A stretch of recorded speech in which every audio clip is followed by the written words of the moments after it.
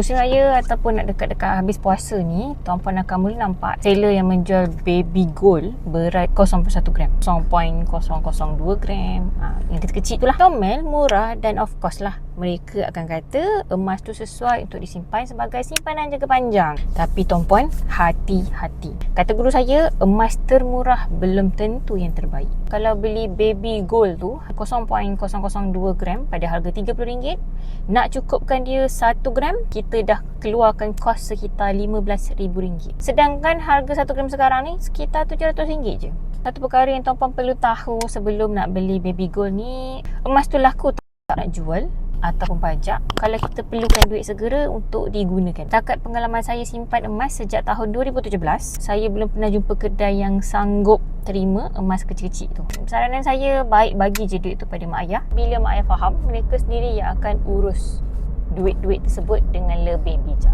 Sekiranya parents kat luar sana yang tengah tercari-cari tempat mana terbaik untuk buat simpanan untuk anak, boleh consider untuk simpan emas melalui akaun emas Gap Junior. Boleh buat simpanan emas di akaun Gap Junior minimum RM100, dan bestnya untuk akaun Junior ni kita boleh set auto debit untuk anak minimum RM50. Nak saya bantu, boleh hubungi saya atau follow saja step yang ada dekat pin video.